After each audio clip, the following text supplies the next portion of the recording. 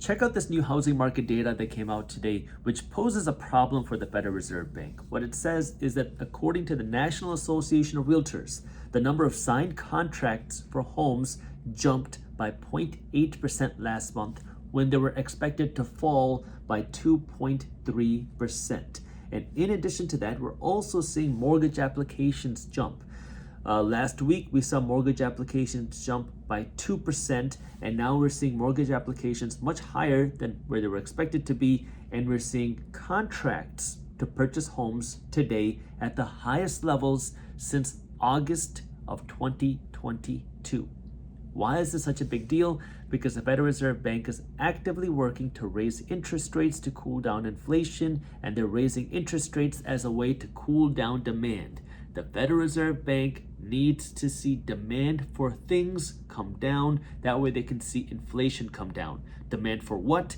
Well, the demand for things, because when you have more buyers than sellers, the price of things go up. If you have a lot of people bidding to buy a limited supply of homes, that pushes home prices up, and the Federal Reserve Bank wants to bring down inflation. Well, one of the biggest components in inflation is housing prices. Now, it doesn't look at housing prices directly. It looks at something called owner's equivalent rent, which is an indirect indicator of what's happening in the housing market.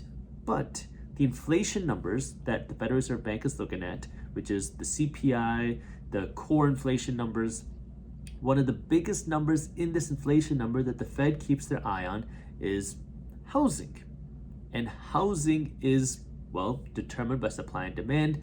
And now with mortgage rates off of their highs, mortgage rates were at around 7%.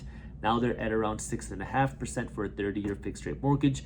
You're seeing, according to this data, more and more people go out and want to buy homes, which is eventually going to push home prices higher, because if you continue to see more buyers than sellers, that would push home prices up. Now, we don't have the data on home prices, so home prices could still potentially be falling, but what we're seeing is demand for homes continue to rise.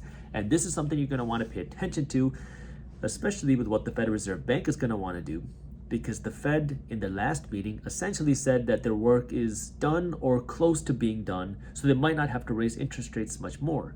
But according to the National Association of Realtors, according to the Mortgage Bankers Association, it seems like home buyers are kind of getting used to this 6 or 6.5% mortgage rates, according to these articles.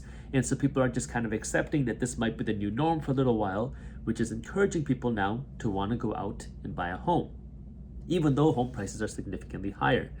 So now the question is, what is the Federal Reserve Bank going to do on this? Because just yesterday I released a video on this Clips channel, which is why if you haven't subscribed to this Clips channel yet, make sure you do that. But I released a video on this Clips channel talking about BlackRock and Bank of America. And BlackRock and Bank of America put out essentially a warning saying that if you are a trader or an investor and you're betting that the Federal Reserve Bank is going to cut interest rates in 2023, you're wrong and you're going to lose money. The reason why BlackRock and Bank of America says that you're wrong is because for the Federal Reserve Bank to start cutting interest rates, that would mean that we need much more pain in the economy than expected, and we need a much bigger potential credit crisis, meaning a banking crisis, than what we're seeing right now, which would pose much more economic pain, which would then justify the Fed to start cutting interest rates. Well, in the most recent meeting by the Federal Reserve Bank, Jerome Powell essentially said that we are winning the fight on inflation, demand is on its way down, and we might need to raise interest rates a little bit more, but maybe not. This could be our last interest rate hike. Well, this is where you're going to want to pay attention to what's happening in the housing market, because the housing market has a huge impact on inflation. And if this demand continues to rise like this, like what we're seeing right now for the housing market, I mean, signed contracts rose 0.8% when they were expected to drop by 2.4%. That's a big difference between what was expected and what actually happened. So if we continue to see a big boom or big demand boom in the housing market, and that starts to push home prices higher, that's going to have a big impact on inflation. And if that has a big impact on inflation, the Federal Reserve Bank might have to start being much more aggressive on interest rates again. And you can see why that's such a big deal, because well, we saw what's happening in the banking sector, which is still happening right now, we're seeing all the issues in the banking sector, which could pose a lot of issues in the economy. Now, we've been covering all of this in Market Briefs, which is why if you haven't joined Market Briefs yet, it's my free financial newsletter where my team is breaking down what's happening in things like the housing market, interest rates, inflation, the stock market, and the global economy into a fun, witty, and easy to read email.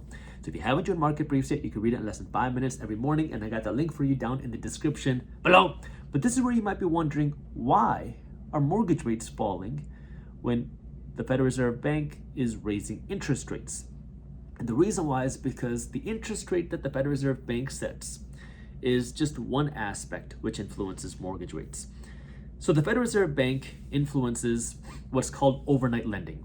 When a bank borrows money from another bank, this is the Federal Reserve Bank interest rate. That's the rate that the bank has to borrow money at, the wholesale price, that's the Federal Reserve Bank rate.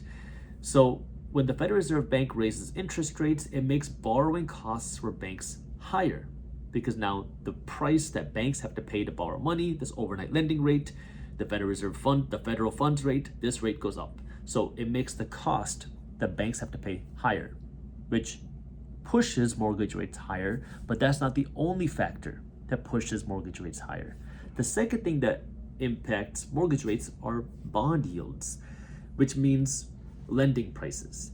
Because if you were to loan money to the government through a treasury note, through a treasury bond, this is considered a risk-free investment. When you loan money to the government, you are pretty much guaranteed to get your money back because the government has an endless supply of money. No, our government doesn't have endless piles of cash. They just have access to the Federal Reserve Bank, who can print money.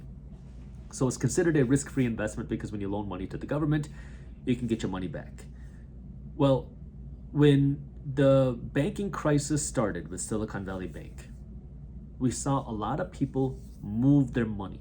Obviously, we saw people move money from regional banks to bigger banks and all of that, but you saw a lot of people move money to safer investments because they got more worried about what's happening in the banking sector, and this created a lot more worries about the broader economy in general. And so when investors are looking for a safer place to keep their money, what are they doing? Well, you saw some people move their money to physical gold, and you saw some people move their money to the government bonds, treasury notes, loaning money to the government. So now as more and more people started to move their money to these safer assets, to things like treasury bonds and treasury yields, you saw the price of bonds go up because now more buyers than sellers, right? You have a lot of people that want a safer investment, so now they're putting their money into these treasury bonds. The price of the bonds go up, which means the yields, aka the interest rates that the government has to pay on these bonds, goes down. Why? Because you can think of the interest rate that the government has to pay you as kind of like your incentive. When people are not loaning money to the government has to incentivize you to loan money to the government, and they incentivize you with higher interest rates. But when people are throwing money at the government saying, hey, please take my money because I want a safe investment, the government doesn't have to keep incentivizing you, so the interest rate goes down. Well, as these treasury yields have been going down, these interest rates have been going down, that has also brought down mortgage rates. See, mortgage yields and bond yields kind of follow a similar pattern, because when the risk-free rate goes up, the treasury rate goes up, well, mortgage rates have to go up too, because there's more risk when you invest your money into the mortgage market, because, well, there's no guarantee you're going to get your money back, right? So if you're loaning your money to the mortgage market, you take on more risk, so you expect a higher return than if you were to loan your money to, say, the government. And so when the risk-free rate goes up, mortgage rates have to go up. When the risk-free rate goes down, mortgage rates have the ability to come down. So now there's two factors you can see that impact mortgage rates. You have the federal funds rate, and then you have what's going on with the treasury market and the bond market. And so the federal funds rate is going up because the Federal Reserve Bank is working to raise interest rates as a way to cool down inflation. And so that has upward pressure on the mortgage market. Then with the collapse of Silicon Valley Bank and Signature Bank and all the craziness in the banking sector, you've seen a lot of people put their money into the bond market, which is making bond yields come down, which has downward pressure on the mortgage market. This overall has resulted in mortgage prices, mortgage rates starting to fall. And because mortgage rates have started to fall, now you're seeing more people want to go out and take advantage of these lower mortgage rates, according to the data. And because more people are doing that, you're seeing more signed contracts to buy homes. You're seeing mortgage applications rise.